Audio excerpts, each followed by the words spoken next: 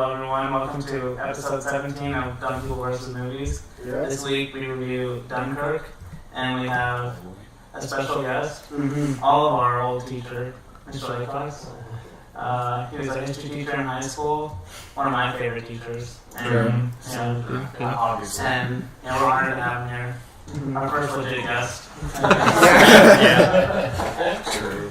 But yeah, everyone go introduce themselves. Richie. I'm Richie. I'm Damon. Paul. I'm Weston. Blake. I'm Wylie. And as I said earlier, we're doing Dunkirk this week. Before that, we'll go to Blake, whatever he has for us. You are Blake. news. This week there's been more Batman news for Ben Affleck, and this comes from the Hollywood Reporter. Apparently their sources say that Affleck's future as Batman is in doubt, as Warner Brothers is trying to plot a new franchise. They just have as a good source that Warner Bros. Is trying to find a way to move Ben Affleck out of this universe. They're thinking it might happen as soon as Justice League. Like they might try to phase him out in Justice League. But this hasn't been confirmed. It's just a source that they have that they're fairly confident in. Other places are saying it's because Ben Affleck has been having some personal problems. Like he's trying to go a place with alcohol addiction because he has alcohol addiction. He even dropped out of the Netflix movie that he's doing, which is Triple Frontier that I told you guys about with Casey Affleck. He dropped out of that one too. So he might be on hiatus now, but for now they're trying to phase him out. It looks like. So what do you guys think of that? And who do you think could be a new Batman? Well, first, I'm assuming everybody likes the Ben Affleck Batman. I really like Ben Affleck as Batman. I don't know. I mean, it's a shame. That I can understand from his point of view. Maybe if it's not Ben that's trying to push him out, and he's kind of like, I need to go get help, so I don't want to do it. I'm fine with that. But like, I don't understand why the franchise would try and push him out. I mean, They're obviously not trying to push him out. It's just him. Like, he doesn't want to do it. Well, they're just trying to find a way to move him out. Because he wants to be out, is that what you're saying? Yeah, because he's dropped out of a couple other projects now because of his alcohol addiction and trying to get help from another personal If problems. he needs to get help, I guess. I mean, I can understand that, but I mean, I think the fans are gonna. I think that might hurt. there's so many Batfleck fans, is what you call Batfleck. Yeah. But there's so many fans out there. I'm never just going to be this. I'm just thinking, obviously, like us, we're gonna go watch the next Batman movie, the Justice League movie. Justice League. But if it's not Ben Affleck, I feel like it's not gonna make as much. Well, that's interesting because Christian Bale had said, in my opinion, sorry Weston, I thought he was the best Batman. But he's good. But he said he would have liked to have done another Batman movie a few months ago. And so I'm wondering, that's a play to maybe get back that They role. get Nolan back in the franchise. Right, exactly. Okay, I'd be fine with that. They already have it. I wouldn't mind. Because Ben Affleck, Christian Bale was pretty good. And I like Christian Bale as an actor. So if he comes back as Batman, yeah, sure. That is like last resort, I do think Ben that's Affleck starts to leave. Kind of interested in how that would work in the story, since that's already done. I don't know how that makes sense. See, that's why I hope they work it out with Ben Affleck, because I just want to see him, because, I mean, what they're most likely going to do if they push out Ben Affleck is just say, since in Batman v Superman and now Justice League, Ben Affleck's like an old Batman already. Right. So they're probably just going to say, alright, I'm retiring. Now Nightwing can be Batman or something like that, and I really don't want to see that, because I just want to see at least one Batman movie with actually Batman in it before we get a Nightwing movie. Well, if they don't go with him, I don't think it'll be Bale because of his age. Yeah. Not that and also he people could might have pulled it off. People might get confused too. Right. I think they'll have to choose somebody younger. But do you think they would actually recast? Because everyone already sees Ben Affleck as the Batman in this universe. So I think they could do it just because, and not that they would want to, but I think. Like, you think people will be okay with it? I mean, it might have been their whole plan all along. Like, obviously later on, because Ben Affleck, like, if they're doing like a trilogy, he'd be in his like mid-50s by the time the third Batman movie comes along. So they might have been trying this all along, where he's going to bring someone younger along. So I think, kind of like Batman Beyond. I think it depends what actor. The old Batman's still in Batman. I know, that's what I'm saying. That's what they might have been hoping that he'd stick around for 3 movies and then eventually give off the cowl. Yeah, that's what I want. Like, that would be perfect. Yeah, that would be perfect. Because we'd still have our Batman though. Right. And so let's say Justice League comes out and it's good, and Ben Affleck is good as Batman, and then the Batman movie that comes out is not Ben Affleck. Yeah. Which they might. Yeah, which might happen. That's the worst case scenario. Okay. Like, I think it just confused people more than anything. Yeah. Is this part of the same universe, or Yeah. is it its own thing? Okay, worst case scenario, they have to recast. In y'all's opinion, who would you want them to recast? It's a tough one. It's tough. It's hard to ask. Oh, what's it could his be? name? It could be a lot of people. What's his name? I was thinking. Tom Hardy.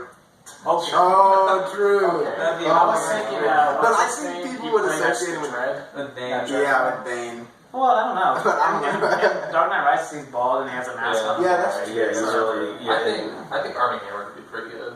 And him and Henry Cavill already have good chemistry. Also, Like, I think he makes a better. Superman I think than Armie Hammer makes a better Nightwing. Well, if they do that, I mean, Yeah. they could do that too. Okay, so how about Tom Hiddleston? Tom Hiddleston. How do you say his name? Hiddleston. Hiddleston. Yeah. Maybe. Who are you playing? He's young too. Because he's got the possibility, they were talking about Yeah. him for Bond. and Yeah. Bond Yeah, Bond. After, yeah. Oh, okay. But I'm just saying, I mean, Yeah. he's still young enough that. Yeah. I don't know if Marvel will let him though. Yes, Uh, he's that's- Yeah, that's true.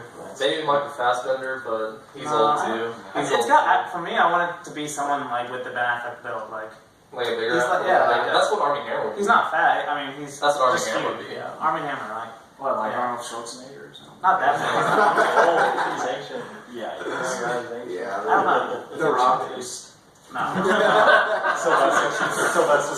Okay, no, that would be awesome. What's his I think name? that would be awesome. Oh man, what's his name? The John Cena. John Yeah. Cena. No, I'm kidding. I We don't know. don't want to ruin Batman here. Yeah. I like Why Tom don't you throw Hardy. Ragnarok, though? I like Tom Hardy. I like Tom Hardy. Yeah. Yeah. So. Mhm. What I was thinking is he playing that Dread film as Tigran or whatever. You know? Oh, that guy. What's his name? Oh man, I don't know. Like Keith a- Urban. Yeah, Carl Urban. Carl Urban, not Keith Yeah. Urban. Carl Urban. Urban. I like to see it. Country singer. I think he might be a good fit. Yeah, he's a great actor. Yeah, that was Wait a like minute, hold on, Chris Pine. Chris Pine. Oh, But he's already in the He's DC. already- movies. Yeah, that's right. That's true. I'm sitting there, yeah. I'm thinking of Chris. My thing is, there's so many good people to pick from in the Marvel or DC universe, but the problem is for a lot of fans, it would confuse them to see them as another superhero. Yeah, I think, Yeah. but Just hopefully Ben Affleck stays at least for one movie. Yeah. If he Before can, his Batman. if he can do one Batman movie and then pass it off Yeah. to someone else, that would be fine with that.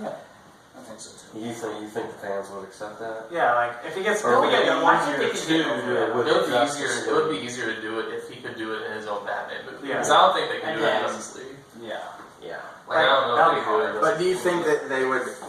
See, I think after that, I have to agree with Danny. I just don't think they'd make another solo Batman movie. I think they could. Well, they will, but it's going to be be yeah. pushed. Yeah. Yeah, I would think 5 years. That yeah, definitely. I think it's just gonna take We time. could bring Joseph Gordon-Levitt in for Dark Crisis. That's true. That's a new Batman. hey, we could always bring out Harrison Ford out of retirement. Ryan Gosling. No. Okay, yeah. Deadpool Batman. That's Ryan Reynolds. That's Ryan Yeah, Ryan Oh. Reynolds. So I always get those two confused. Alright.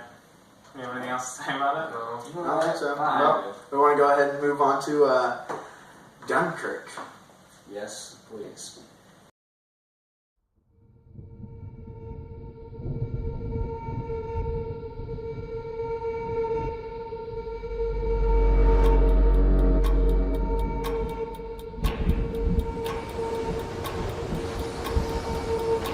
The enemy tanks have stopped.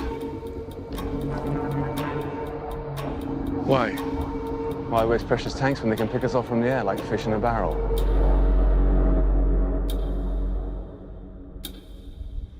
There are 400,000 men on this beach.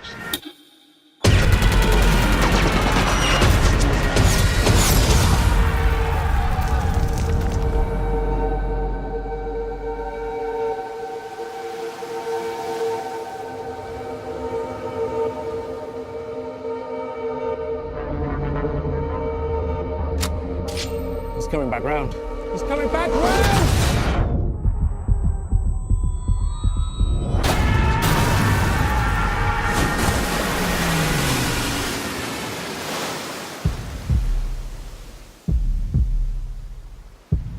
Where are we going? Dunkirk.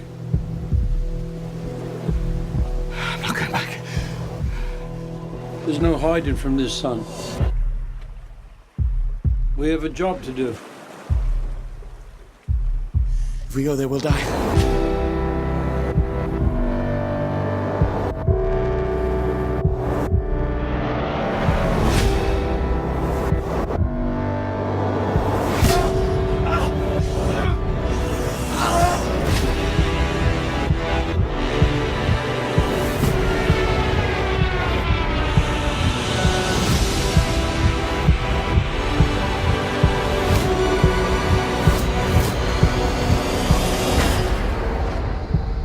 You can practically see it from here.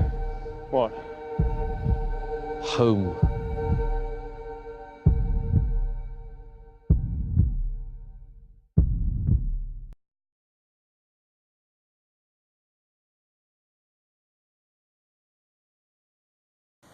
What a trailer. What? Trailer.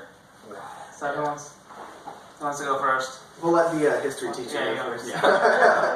Well, you know, I love it. I love the fact that Christopher Nolan.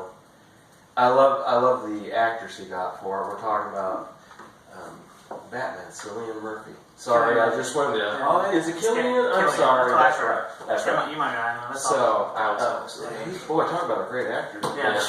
But he was Scarecrow. Scarecrow. Sorry. Okay, back to Dunkirk. He's a great But, you know, he's in that. You got Tom Hardy, and then Sir Kenneth Branagh.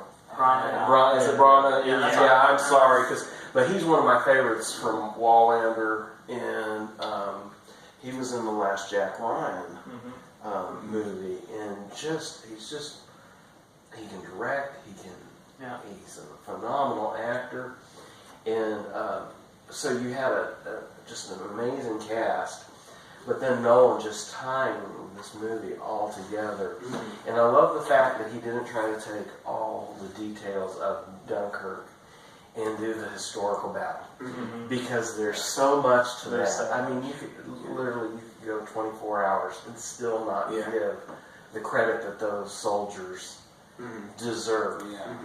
And so, by taking that little microscopic view and saying, hey, watch this, and putting the tenacity of the tension that's going on at that time. You know, how often do soldiers leave their weapons? Yeah. I mean, you're taught. You're right. Yeah. Basic training. You drop your weapon, you're down on the ground doing push-ups. Yeah. And so, I mean, you just don't do that. But and then to him time, just showing the mole to start off with, and then the sea and the air, and then just taking. It reminded me of when I used to show you guys Enterprise 360 and Patton 360. Yeah. Just now, obviously, it was non-linear. Yeah. But just the fact of how he was able to tie it all made it seem like it was you were seeing just all the angles From of the it. perspective. Perspective. I like that. So, All right, Sean, you're also another big history buff here. What did you think? So, like Mr. Laycox knows, like this was one of the battles I've always loved ranting about for years, and it was only because like in our books we only had one side of it, and I was always like saying, yeah, but we never mentioned these guys who were there or involved. And like Laycox said, like you can't get every detail involved in the movie, and I was happy at least they mentioned the French there. They, you know me, it's like they mentioned that they were the ones holding the flank saber, the vanguard between them and the English. There was so much political stuff that was involved in it that made it a nightmare. But the fact that it was pulled off, that over 300,000 guys managed to get off Dunkirk was a miracle. And what I loved about it, it was focused specifically from the Allies' perspective. Like the Germans, what I liked about it, it was like an unknown, fearful, frightening enemy. Yeah, they're not showing us. They didn't. They made them look frightening. enemy. That's what I loved about it, because you know, like the maps at the beginning, we have you surrounded. Tom Hardy, you know, which phenomenal acting in that movie as an RAF pilot, you know, and they're shooting down BF-109s in Heinkel, but they make the those German fighters like frightening because air combat was dangerous. It took a lot of skill. It was, and I love how Christopher Nolan just did a phenomenal job with that piece in air warfare and with the RAF pilots. There was so much involved in that battle, but I think they did a good job just showing its psychological effect for a PG-13 movie. That war has on soldiers like the Stukas. I was so happy. To hear the sirens, how it pierced our ears. It's so loud. So loud. It was meant to scare you to death. I think there was another name they had for them, like killer angels, and stuff like that. They were frightened. The Germans had frightening machines, war machines, and I felt I was pleased with the tension, the thrill, everything. The music score was fantastic. Of course. The historical background, and for an hour and 45-minute movie, it was good. I wish I could say, I wish they could have showed more from this, but for me, you would have to get a TV series. For me, the timing, the hour and 45 minutes was absolutely perfect. Yeah, and I think for Nolan to stick to an hour and 45 minutes and be able to get his point across like that on a movie like that, whereas if any other director was going to try and make a movie like that with that big of an impact, it would have been like a 2.5, 3 hour movie. Yeah, for sure. But the fact that Nolan did it in half the time is crazy. Well, and it's still I feel like he had like 3 hours, and it feels like he cut it down. That's what it feels like. Like it never stops, which is a good thing. You just got the main important parts of just. So this is what I was talking about with Sean last night. Is that if it would have been like 2.5 hours or 3 hours, like the other things he would put in is like how all those soldiers got off, and that would kind of like make it just boring and kind of like slow down the pace and tension. But it's not that. I would have been fine with it, but I think this is more better way to do it. Well, it's not that kind of movie. It's exactly. Some war movies are good in that like they're enjoyable even in the downtime when you're just like when soldiers are waiting for the battle about to take place tomorrow. Yeah, like Fury or something like that. But this movie isn't that. It's like it's moment after moment. Like you're tense the whole movie basically. See that's what I like. I've heard people complain like, well, the actors hardly any dialogue. When you're trying to survive, you're not gonna sit around and ask, so what's your name? Oh, I got a wife and 3 kids back home, no one does that. You're trying to. I mean, that's right. That's why you're not worried. We're so focused on surviving. Yeah. And I think that Christopher Nolan did that by not getting caught up in the exact names of people. It was just this is the entire look of the British soldier. I think you only knew the pilots' names. Tom Hardy and his friend. I think those are the only 2 names that you actually knew. Because they called out each other's names. They call it. Other than that, I don't remember the names of anyone else. They might not even say them honestly. And for those who didn't really like this film that much, which is like very little, obviously, but they say their main complaint was that it was like there's no, like you said, less dialogue, not really much characterization. But they're totally missing the point of this film. It's supposed to be your typical dramatic war film of, I'm a guy who had this family or had this lover, and now I'm going to go off to war. But the main point is about the here and now moment and about what they're going through that exact situation. It's not about trying to get their backstory so that you can feel more connected to them. I already felt connected to them just by the events that are going on that they had to go through. So I think that's what really mattered. I was just gonna say, based on the dialogue thing, like I remember thinking during the movie, like I couldn't remember any lines of dialogue, and like it wasn't a problem. Like honestly, I could have watched that whole movie without any dialogue, and I don't think it would have taken away much. Well, besides the whole, you can practice to see it from here. Yeah, that's the most iconic one. Other than that, the only ones. But those are like trailer lines almost. Yeah, that's the one I remember, and like the ending, like newspaper. Oh yeah. That was really good re-off. Yeah, I like that. That's the one I remember. But then also like this is another movie, kind of like Mad Max, where Tom Hardy's just his grunts and just his looks. I know. For this movie. That last moment where he was after he destroyed his. He gets out the plane. Like the fire and the blue. Well, we're all looking at each other going like Tom Hardy. And that's when I was convinced they aren't trying to focus on the enemy so much, because when the Germans came in the background to seize the pilot, they blurred out the Germans. Not yet. No spoilers yet. Okay. They blurred them out. Yeah. But I thought that was interesting. But like the other thing that I liked was the sound effects. The gunshots were loud. Any gunshot was loud. Now, I jumped a couple times. I think we all jumped. Like, right as the first gunshot went off at the very beginning of the movie, I jumped. I was like, oh, me too. And when they were in that little ship trying to get away, hiding, and they were doing target practice, and the first bullet hit, almost every bullet that hit, I jumped a little bit because you just more. It's just and that's the master of Nolan and the great directors. It didn't matter. You knew who was firing. It didn't matter what they looked like. All that mattered was survival and jumping over. And this, this main character is the one who's getting fired. I like what you said with less is more. It's like what I mean from like just studying what little film I have. It's like a lot of the good directors say, show don't tell. I mean a lot of movies would tell you like who's on the other side, or even show you who's on the other side shooting at the boat. But like this movie, basically we're in the boat the whole time, and we don't know who's shooting or where they're shooting or why they're shooting until we found out it's target practice. But we figured out with them it's target practice, right? So like we don't even see the other side. So like less is more in that because we actually feel with all the characters in the boat. I mean that's why Jaws is so good. You don't see the shark till the end. Yeah, exactly. And it's just all movie. And to sit there and think, only 21 miles between England and Dunkirk. I mean, but you've got sea-infested water from submarines that are just swarming all around. And the planes, it's just incredible. Yeah, one of my favorite scenes was when the submarine missile hit the ship and it was collapsing. That was like the most immersive part of the film. It was so scary. That's fine. We can go to spoilers. We might as well. I think we all liked it, right? So. Of course. I've seen a lot of torpedoes. That's the best one I've ever seen. Was that torpedo coming through the water? Because one of Sean's favorite films, Stas Food.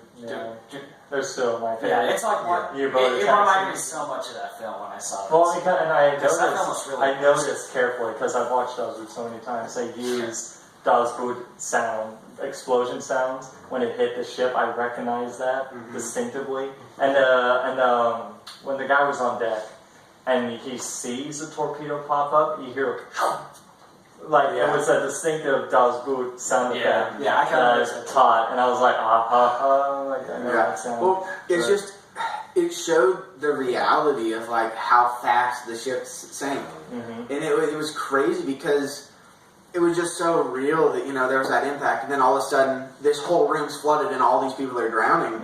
And it makes you feel like, oh my goodness, like it's crazy. And then but a minute later it was underneath the water, and there was only like 10% of the crew that got out alive. Like the movie doesn't give you a break.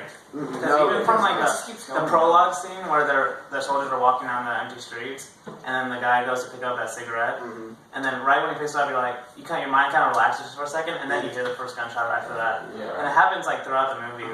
Like what you're talking about when all those soldiers are in that boat like eating, and they think they're finally like safe because they're getting out, and then right after like your brain relaxes even for a second, and then they attack again, and at the very end too when they're all in that boat and they're getting shot through the target practice, same thing. Like you think they're finally because they start to see the water, and you think they're finally going to get back in the sea, and then they start getting shot at again. And like what you said, somebody was comparing it to, or not comparing it, but was talking to it about compared to Fury. And like you said, it doesn't give you a break because like a movie like Fury, which is longer. Fury is probably one of my top 5 favorite war movies. Yeah, same. But it gives you that time to settle down and realize and know learn about the characters, and there's some comedic relief when in hard times. But Fury's not that long. No, but I'm pretty sure it's longer than this. It's 2 hours. It's 2 hours, But it just, and in Dunkirk, it's just, you never get anything. They don't give you anything. But it's amazing. Like even like whenever the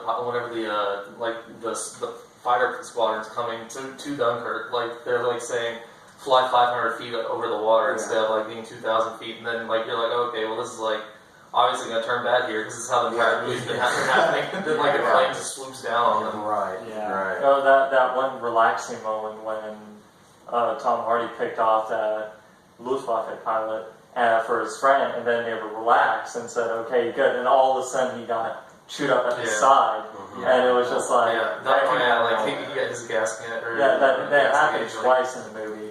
When the pilot started to relax. All of a sudden, you think they're fine, and then he looks down and his gas gauge broke. What? Yeah. And he has to estimate. How much. I like that scene about having to estimate. He was like timing it and stuff. I really like that. Yeah, I think it'd be helpful if we did the three parts that we were talking about. Yeah. The mole. The mole is historically, for the British in particular, we're not talking about an animal here, you know, or pet. Yeah. We're talking about the British call it something stationary that the ships could come into. Yeah.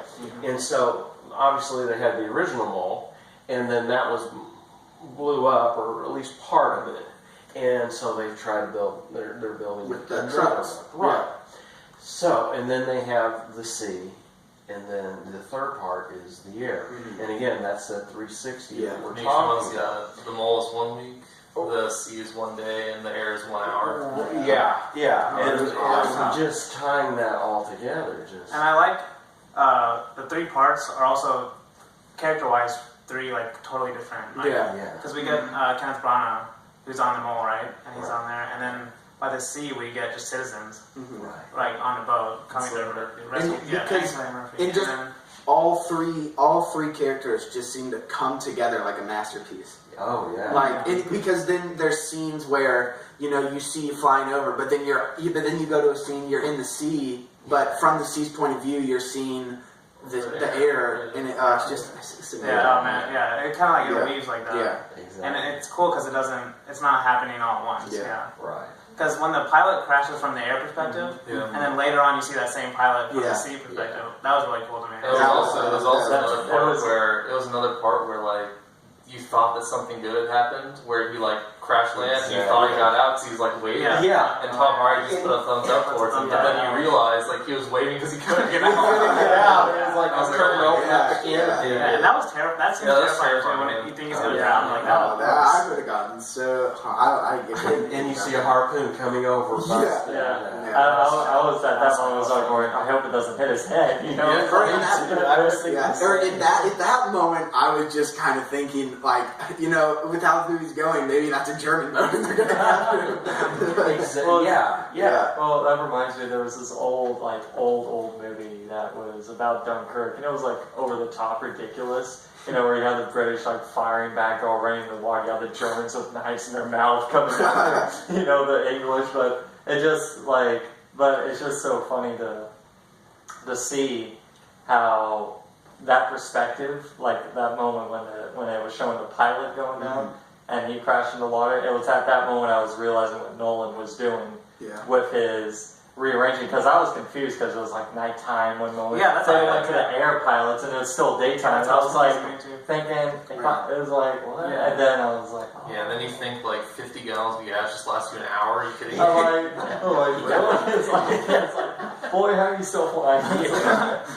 I will admit that the last part when his engine went out and he was gliding. That was beautiful. That was beautiful. I think we haven't talked about just like the beauty of this movie. I mean, just from a movie cinematography. Yeah, like all the air stuff. Like you would see just one plane, and you see the whole skyline, and then like they filmed that just on location. And it was all filmed on IMAX. It was so powerful when you see him and you don't hear the plane. Like because the whole is so intense, you hear every single plane. And it's like it's so loud, but then no music. He's just gliding by. All you hear is the soldiers, and nothing. You could flying into like German occupied land. And that admiral who looked at it, it was almost like just that serene moment. Like in the end, it will be. And then because there's nothing you can do. There's just simplicity.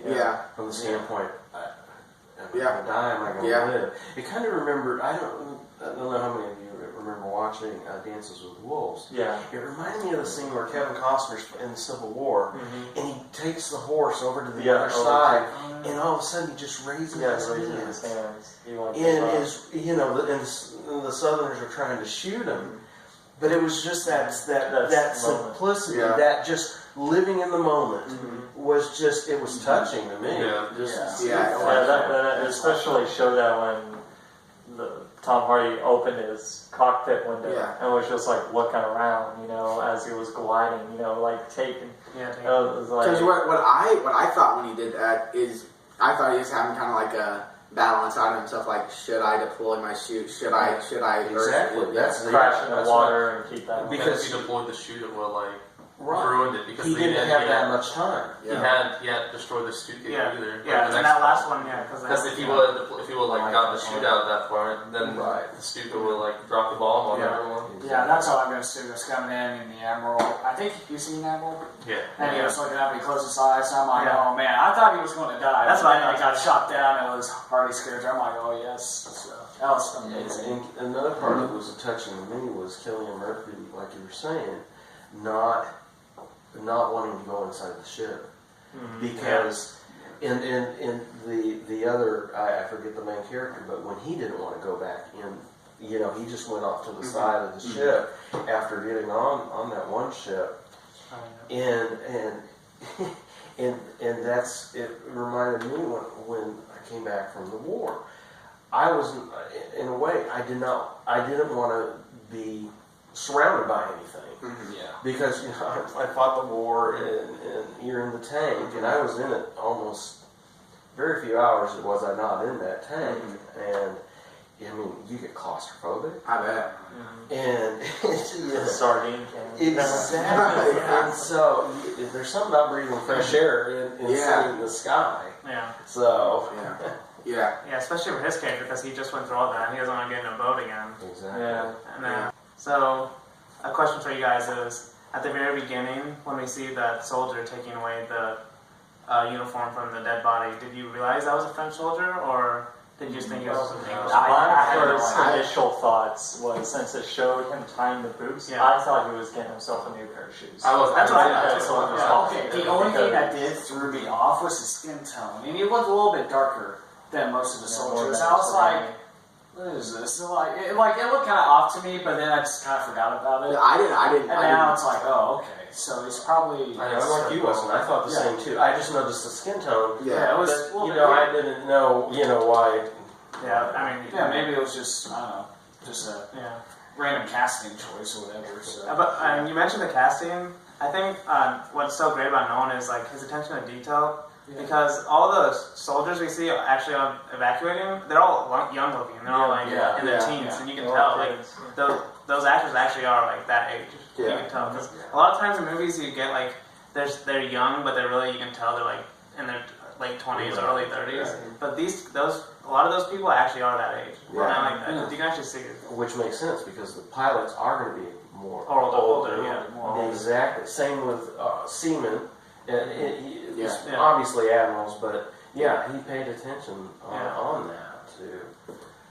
It seems very minute, but it's very it definitely important. enhances it. Enhances the realism for sure. Mm-hmm. Yeah. I just can't. I don't think I can say anything bad about this. I honestly can't think of anything that was bad about this movie. I try to look if there's even little minor flaws in the films, oh, that's film and that's not realistic. I couldn't find it. Well, the only thing was the darkness, but then that I figured that out halfway through the movie. I was like, okay, I understand now. Yeah. Right. And we talk about back to details and the fact that when the soldiers did get off the ships, and they wanted to know where the Air Force was, because they did not see them in the majority of cases, because 106 planes were actually shot down in the battle for Dunkirk.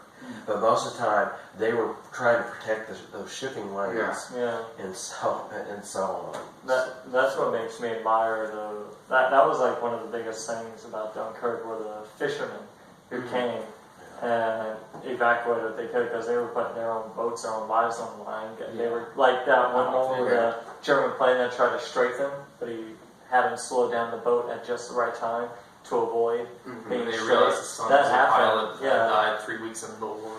Yeah, but that happens so often. So many fishermen were getting shot at or sunk. You know, it was a nightmare. Yeah. So, And that's why they ended up for Dunkirk using the Mosquito fleet. Now, Mosquito fleet is not just used for Dunkirk.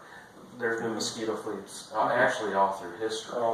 So, but one reason they use those small ships, A, they could get over there, only 21 miles difference, but a sub is not going to send a torpedo at a ship.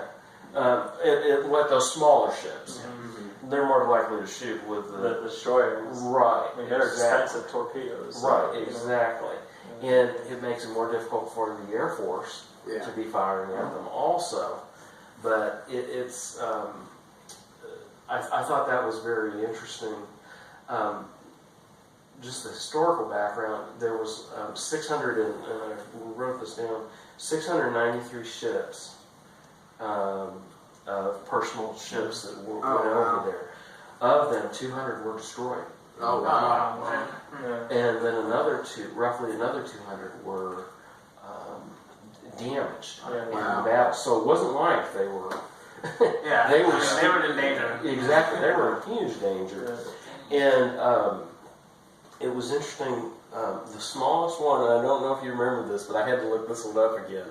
The smallest ship, and it's actually in one of the big museums in Britain. It's called the Tamsin, and it was only 14 foot long. Wow.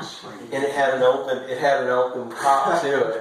Wow. But It's like a one-man little boat. just enough to get how many. So pile 20 people on it. Yeah. I would love to see 20 people get on that. That was good. Yeah. What you were talking about the Air Force and stuff was really cool in the movie because like the officer that been at Dunkirk the whole time before the admiral got there, he was like, "Where's the Air Force?" And then the admiral's like, "Where do you think they are? They're saving them for the Battle of Britain." And that happens a lot because you get the frustration in battle is just when your people aren't there, and you're like, where are they? You know, and you always think, and just think they had just fought World War I, about 22 years ago. Yeah, it was 22 years ago, and the generals did a horrible job. And so you could see that being, they're doing it again. They're leaving us alone. We're having to do it all ourselves. And that adds to that tension. That we're here all by ourselves. I think to go to that. Sorry, you got to me, but to say like at the beginning he says Churchill wants like what 30,000 or 45,000, and he says there's 400,000 people on this. That's the tension. I'm like, oh man. Like, all these people are just gonna die. See, and that's what I like. It's not like the English didn't have any ships. They're guarding all around the coast. They have to worry about U-boats sneaking in. They have to worry about all these other stuff. You know, defending your homeland is their top priority. So, like, they can do what they can, but it's so little. It's like the tension that war does. You know, you have to make these moral choices. You know, like guys like Churchill and all the other top dogs in Britain. You know, they have to make these decisions. You know, we need the British Expeditionary Force, but, you know, we're not going to risk our whole Navy getting torpedoed and bombed by it's just, you know, you have to make those. So that's what I like. It shows the tension that war has, and that many times a lot of people end up making more wrong decisions because but they do it in the best, what's the word I'm looking for? They do it with good intentions. People try to make what they think is the best choice, and many times ends up being, you know, a mess. So, it's like, so. Well, those small ships, another reason those small ships are important, which we don't see in the movie, but that's fine, is because the destroyers couldn't get in there, and they knew submarines were they were looking for them. And so what they would do is they would send the ships, but those smaller ships personal craft would go in, pick up the soldiers, and then sail them out there. And I don't know why that I remember this, but there was on several of the old videos that I have, they show this. Not that that's the important part, but you saw men that were naked, being soldiers being put on the ships, just because the Germans had hit so fast, and they were caught by such surprise that I didn't see that many. But you saw guys on their DVDs, and they even saw the occasional one without it. But you didn't care because you wanted to survive. Yeah. So I just found that very interesting. Just because I had forgot that's another importance of those small ships, was not just getting them and bringing them back, but in some cases bringing them to the other ships. They did say that, I think. Did it? Okay. They showed that. I think they because did. The guy's That's leg right. got crushed. Like one of the main guy's friend's leg got crushed. Now they were trying to climb up the big ship, the destroyer. Right. Yeah, that's a good point. I'm glad you brought that. To kind of go off that, there's that scene where they're all like stuck in the water, I think with one of the young main characters, and they're all like swimming towards the boat, but at the same time you see people jumping off the boat. Yeah. And you're like, that's like that one character, every time he finds hope, is like, it gets crushed. That one guy. That was amazing. And you kept seeing that thing. You'd see safety, and you would realize you weren't safe. Yeah. And then the music is playing in the music, just adding that ticking. It's like almost the same song plays throughout the entire film. film. That little ticking is like... I like that bit. And of course with the violin too. Yeah, the violin. Okay, I will admit, once the violin song started playing, I was thinking of the Joker. That's what me and Sean were talking about, was the ticking. Like, it also like showed the patch of the time from like the 1 week, 1 hour, one day thing. Like it does all that. That was the symbolism for the ticking. Yeah, I think Hans Zimmer did a really fantastic job with this one. Yeah, they chose a good. Yeah, he's a great composer. Yeah. You can kind of do the same thing with like a lot of other stuff, but this one was definitely very unique for me. It is. So I really liked it.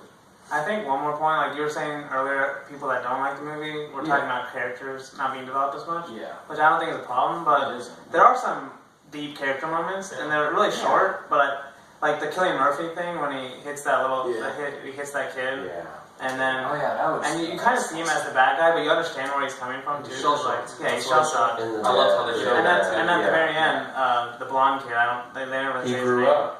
And he became a man then. And he asks him, he's like, is he okay at the very end, even though he knows he's dead? And instead of telling him, like, you killed him, he just says, he's fine, because he doesn't want to put that on his conscience after all he's gone through. And that really hits. I like how the dad didn't blame Cillian Murphy's character for the kid's death either, because he knew how, like, he was shell-shocked. He didn't mean to do it. Or even a blonde kid in that matter. I was surprised. Like, I mean, he kind of did at first, but then at the end, he was just like, when he said he's sorry and all that. You could see the despair on his face. Like, he didn't want to put that on his conscience. Exactly. I think so. I just want to bring up a point. So there was you've probably all read it. There was a USA Today article on this about how there wasn't enough diversity in the movie. I just want to know what you guys think about diversity. How diversity is in racial diversity and gender diversity, which I think you have to choose between diverse and historically accurate. Exactly. But I don't know. That's my opinion. What do you guys think? Well, okay, it's not even a valid criticism. Yeah. Like, okay, if they put women in other races in the movie, then the people would complain that it's not historically accurate. And obviously, that's what he's trying to do. He's like, no one's like cares to like the utmost detail about what he's doing in his movie. Why would he do that? And just like a criticism, just for criticism. And that's the thing. You see women in the background, especially the civilian women. And you see there was one black soldier in the French military. Those French soldiers try to get aboard, and you see one black French soldier from French. Which makes sense historically. So. I don't think this was a big issue. That's what I was like, as I was telling Wylie and Blake yesterday, should we get a Zulu movie where we have the Zulus being betrayed by white Swedish actors? I mean, it's like, what more do you want? This is history. I mean, it's like, I have the complaint is, should we have Natalie Portman pull up in a Sherman tank on the beachhead, start. I mean, it's just like There's times to be politically correct. Yeah. This is not a movie. Yeah, This it's not one of those. This is an what's event. in history. Yeah.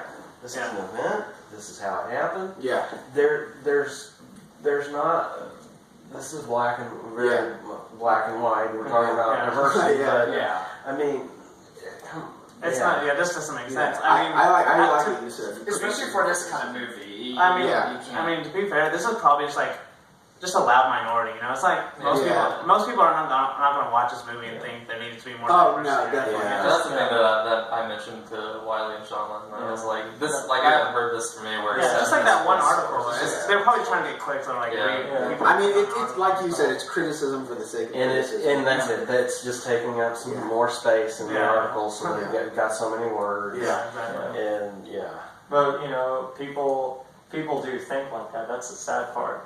Today people do honestly believe that stuff, and it's just like, that's what kind of saddens me more and more is that a lot of people they know less and less and less about history, especially like the most recent and bloodiest war in history, World War II. It wasn't that long ago. It hasn't even been 100 years. We've just reached 100 years for World War One, and here we are today, World War II, and people don't know jack. that's it. A lot of you don't know history. Do you want to go over the fact that the Americans use the African Americans as cooks most of the time? We're not talking about the Tuskegee Airmen here. We're talking about. Like Pearl Harbor movie, they showed that. Exactly. I forgot that actor's name. Oh yeah. You want us to lie here and just to give you a warm fuzzy? Yeah. Well, This it's not. This is war. This is a time period. It's going to break the immersion and realism of the film. Yeah. So it's Well, it's like I was reading that, like, all the French colonial troops that ended up getting captured after Dunkirk, the Germans, like, separated them off with your average white French soldier, and they killed off, the blacks, the Gestapo's, the SS units, not your regular German soldiers, but, the creeps, of Hitler's ideology. But it's just, stuff like that did happen. So people, like, we're not saying that, there were no blacks involved. There were in the French army. Mm-hmm. The French had colonial troops fighting at Dunkirk. The French, and when they collapsed and when they got captured, they were there. It showed that, Nolan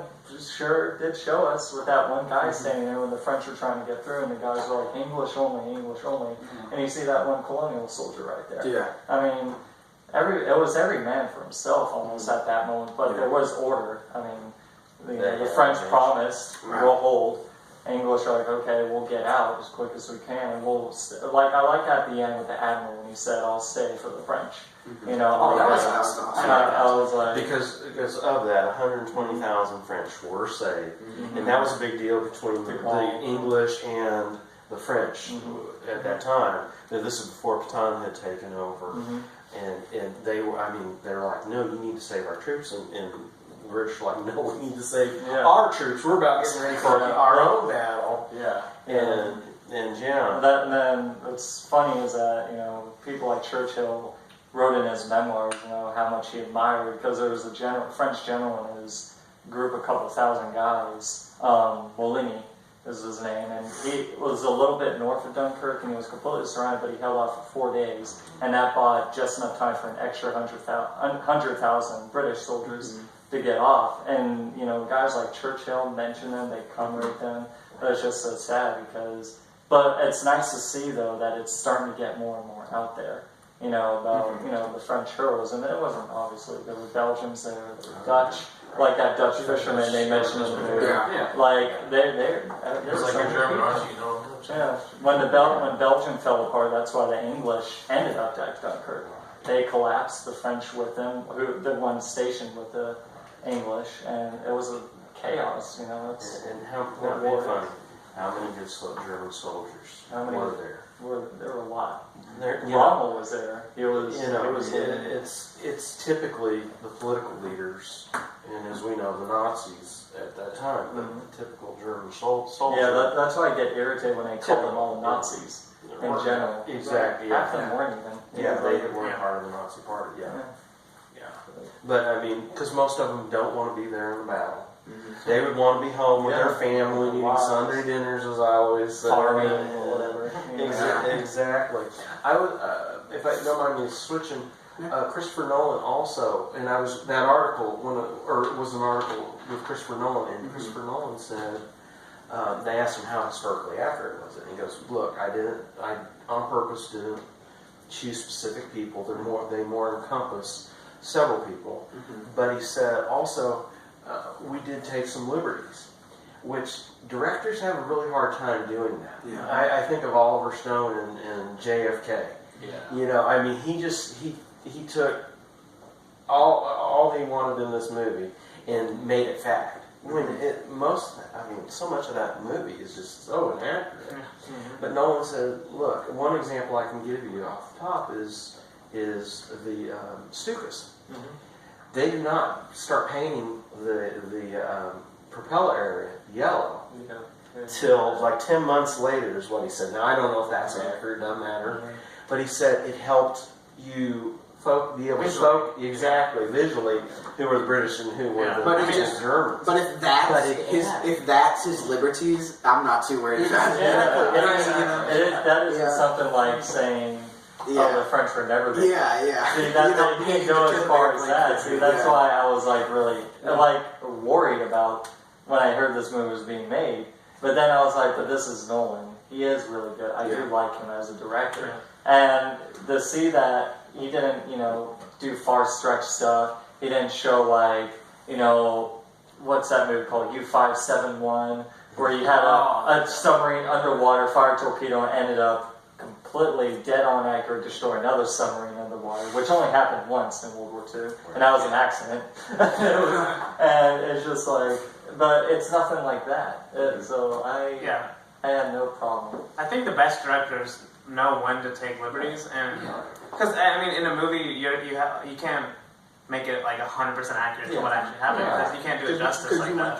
So I feel like he just took like certain moments of like what could have happened, and he like tried to visually display it to us. And I think he did a really good job. Honestly, this is definitely among the most realistic, for me personally, among the most realistic war films I've seen. Honestly. And for it to be PG-13. Yeah, and even if it's PG-13, like that didn't bother me at all. I don't care if it wasn't bloody or gory or anything. I still was immersed in it.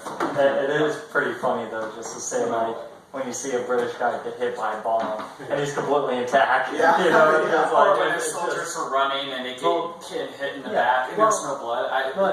My whole point is like we are so used to seeing war films that are R-rated. Yeah. They're so bloody. Like we're so used to that. We're so prepared for that, and we see this, and it's a nice change. I like it. It's like something I can show my kids. It's a in the nice future. change. It's scarier than an R-rated. It is. It's like, so if I have kids in the future, and if I wanted to show them a good World War II movie that gave them an insight that war is terrible, terrifying. This is good. There were only 2 F-bombs in that entire movie. And everything else, I really didn't catch any other fouling, which they weren't dropping it left and right. It wasn't like unnecessary. It made sense because they're all freaking. I'm sure that is probably way worse than actual war. Dropping it left to right. Language gets very bad. Like if they were in that boat, way more bad every 2 seconds, But it was but it was just nice, for a younger audience too.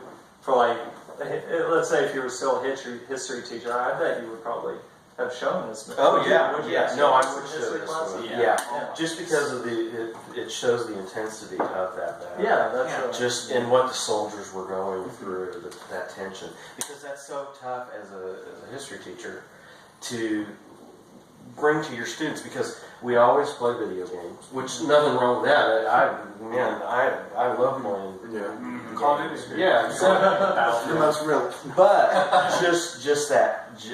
just getting realistic. Yeah. And this is one of those that comes very close. And we get the realism, and we also get the tension, and we don't need an R rating for that. Yeah. I mean, I don't think if you had blood, it would add any more tension to it or any less. So I think it would have been tiring, actually. Yeah. If we had more scenes where you... Because it would have been all blood, all this. Because, I mean, like, we get that... I don't know, that we have enough movies, like Valkyrie. Valkyrie's another good PG-13 Oh yeah, World War II movie. And it really didn't have any battles, but like at the execution scenes. But they weren't like super over the top, you know. I actually like But- that film. That's pretty. That was what I was noticing. The actor who played the A lot of actors. he was in Valkyrie too, I think. He played as one of the German generals. Kenneth. Was that him? He was the one in charge of the Western Front armies or something. That Right. Valkyrie, He was the. Yeah. and blew himself up with a grenade once the Valkyrie operation failed. Did he? Yeah. It did. Yeah. Yeah. That maybe. Yeah. Yeah. I think that was him. I Yeah. like that. I knew like that actor was he's- familiar, and I liked him. So a lot. He He's is. good. That's something that Christopher Nolan's really good at, is the psychological stuff. Like in almost all of his movies, the characters have something wrong with them psychologically, and he does a really good job. He knows how to portraying build it. up that tension, He like knows the how Joker. to. Like I just like the last one I watched was Insomnia, and like the tension with like the psychological things Al Pacino's character is going through is like really well done. That's a great movie. Yeah. I really, it's very solid.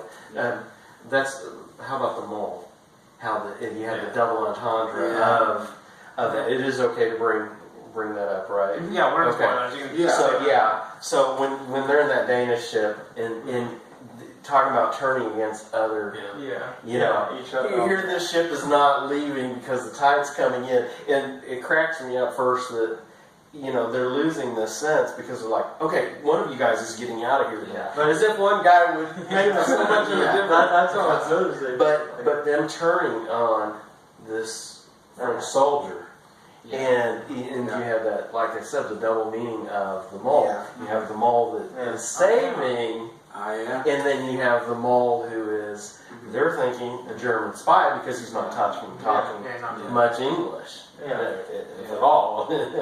and that just adds one of those other nuances that just, again, makes that movie that much more interesting. But I also like what those guys introduced. They were Scottish Highlanders because it was like shouting Highlanders. And I was like, I like that because there are so many diverse regiments and all those in warfare and everything. And obviously, Scottish Highlanders like one of my personal favorite guys and the English military. But it was neat to just show that tension right there too. And he was like, "You're a bloody frog," And it was like, and then he was like, I was like thinking they're probably are going to shoot him, And then I was confused at the end. They're trying to plug these holes, and I'm like, I'm sitting there thinking, what is the point of this? But you see, a lot of people would say that in theaters, a lot of ignorant people. But when you've been through all the stuff they've been through, your mind is tired. You may not be thinking clear on a lot of things, or you're just doing what you can. You're focused on what's just going on. And then I was confused that guy purposely get a chain wrapped around him, the French soldier. He ended up drowning, getting caught on something. Yeah. Or was that an accident? Did he swim into something? I didn't see Probably. one. I would assume an accident. I think it was an accident. Yeah. Like I didn't see any foul play. Yeah. Like I just thought around. Because I thought it was one of the guys who were like, "Oh, I'm a traitor," and then put something on it. But I don't know. Maybe that was just me overthinking things. But well, do you guys want to go ahead and rate it? Yep. I think we should everyone should say like what their favorite part about the movie. Well, we can do. You want to do that when we rate it? Oh yeah, I guess. Yeah. All right. Okay. So I'll go ahead and start with my rate. I'm definitely giving this movie a 5-star just because I honestly can't think of anything bad to say about it. What do you think, Blake? I'm gonna have 5 stars also. In terms of Nolan's filmography, I haven't this is my 4th Nolan movie that I've given 5 stars. And personally, the other ones are Inception, The Prestige, and The Dark Knight. And personally, I think this one might be my second favorite of his. I think The Dark Knight still takes first because I'm a huge Batman fan. And I don't think anything of his is going to be able to overtake that. But I think Dunkirk is a little bit better than Prestige. And that's that was my second one. But The Prestige is amazing. Yeah. Yeah, but that's just my opinion. You want to say like what your favorite part about it was? About Dunkirk? Dunkirk. Oh yeah, My favorite part was the aerial battles and the mine too. speakers. Those are my favorite. And the sound effects were just amazing. What about you, Weston? Okay, yeah, this is definitely 5 stars. And I'm doing this too, it's my own little thing. A masterpiece steal, I'm going to give it, because it's a masterpiece. A 5.1. Wait, so did you give War? You said I give War a 5, but No, and on the podcast you said it was a masterpiece. So are you giving that? well, I said it was a near masterpiece. You said that. he said We'll have to go back and listen. No, I think it was a near masterpiece, but this is definitely a masterpiece because War, I think, was done so perfectly in terms of drama and story characters, and it like overweighed some of the little problems here and there. Yeah, problem like it didn't need to happen. Yeah. But, you know, But like this is definitely like one of my favorite films. I think it's on par with The Dark Knight. I can't decide whether I like this more or The Dark Knight more because they're both really good. I've seen the Dark Knight trilogy, I've seen this film, and I've seen The Prestige. And The Prestige is really good too. And I should say I have seen all those movies. yeah, so I would say probably Dark Knight. Did you Dunkirk. watch Memento? Yeah. Okay. That's after Inception. Sean? Yeah. What do you think? Let me guess. No, I'm kidding. I'm gonna have to give it up, but no, it's gonna be a 5-star, hands down. Reason why is because I just loved how this whole moment in the whole movie, you're in it. You're in it to see what happened. I mean, at least, obviously not through every single perspective known, but through the basics from land, air, and sea. The psychological effect that war has on men through these advanced, at that time period, advanced technology, airplanes, submarines. The world was constantly, it was changing really fast.